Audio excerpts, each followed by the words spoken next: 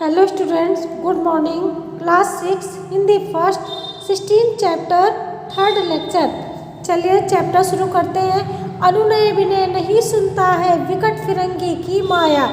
वो फिरंगियों ने जब बेटा भारत पे कब्जा कर लिया, बाहर से आकर एक व्यापारी बनकर आ जाता है और भारत पे कब्जा जमा लेता है, तो किसी की विनती से भी वो नहीं मानते हैं। फिरंगी व्यापारी बन दया चाहता था। जब भारत आया, वो विदेशी कंपनियां सब भारत में विदेशी लोग आए, एक व्यापारी बनकर आए और यहाँ कब्जा करने लगे।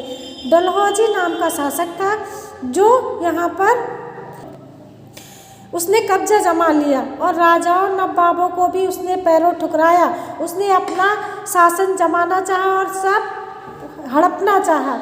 रानी दासी बनी बनी ये दासी कब मैं रानी थी, बुंदेले हर बोलों के मुँह हमने सुनी कहानी थी। खूब लड़ी मर्दानी वो तो झांसी वाली रानी थी। उसको रानी जब राजा के मरने के बाद डलहौजी ने समझा सब पर कब्जा कर लेंगे और रानी को दासी बना दिया। और उस रानी ने क्या किया कि खूब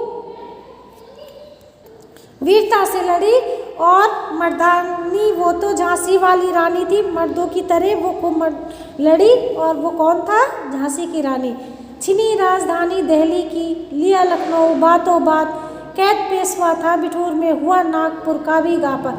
सारे राज्यों में उसने अपना कब्जा जमा लिया था और दिल्ली की राजधानी हड़प ली और लखनऊ ले लिया और पेशवा को बंदी बना लिया और बिठूर में हुआ नागपुर का भी घात। यहाँ से लेकर सारे नागपुर तक, उदयपुर, तंजौर, सतारा, कर्नाटक, ये सब अपने कब्जे में ले लिया।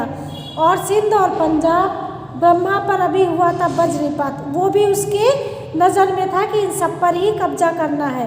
बंगाल, मद्रास आदि की भी यही कहानी थी। बुंदेले हर बोलों के मुँह, सब जगह उसने कब्जा जमा लिया अंग्रेजों ने। और वो फिर उसके बाद खूब लड़ी मर्दानी वो तो झांसी वाली रानी थी। बहुत बहादुरी से झांसी की रानी ने युद्ध लड़ा।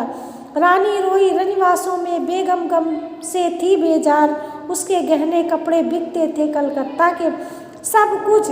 रानी को अपने रनिवास में थी। रनिवास किसको कहते हैं? अपने रानी अपने घर पे थी और बेगम गम थे, वो राजा के मरने से गम में थी, लेकिन उसका सब कुछ बर्बाद हुआ जा रहा था। उसके गहने कपड़े सब कलकत्ता के बाजार में बिक गए और सब कुछ अंग्रेज़ों ने नीलाम कर दिया। सरेआम नीलाम छापते अंग्रेज़ों के अखबार, नागपुर के जेवर ले लो, लखनऊ के 9 लाख हार। नागपुर का लखनऊ, ये सब जगह सब चीज़ नीलाम कर दी। यो पर्दे की इज्जत परदेसी के हाथ बिकानी थी, बुंदेले हर बोलों के। रानी ने का सब कुछ हड़प लिया। फिर रानी ने वीरता से युद्ध किया और खूब लड़ी मर्दानी वो तो झांसी वाली रानी थी। कुटियों में थी विषम वेदना, महलों में आहत अपमान, वीर सैनिकों के मन में था अपने पुरखों का अभिमान। कुटियों में थी विषम वेदना, वो लोग चैन से कुटी में भी नहीं रह पा रहे थे, महलों में तो अपमान हो ही रहा था। वीर सैनिकों के मन में था अपने पुरखों का, सबके अंदर जोश था और अपने पुरखों का, पूर्वजों का अभिमान था। नाना धूपंत पेशवा जुटा रहा था सब सामान, बहन छबीली ने रणचंदी का सब युद्ध के सारे सामान, पेशवा बाजीराव पेशवर अपने सब युद्ध के सामान जुटा रहे थे, क्योंकि रानी लक्ष्मीबाई को युद्ध लड़ना था, अपना कौशल दिखाना था और अपना राजपाट सब बचाना था।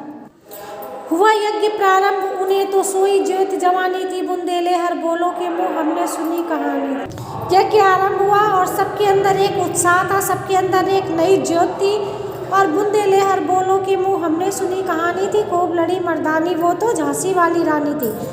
बुंदेले हर बोलों के मुँह से कहानी सुनी थी और झांसी की रानी ने बड़ी वीरता से युद्ध किया था।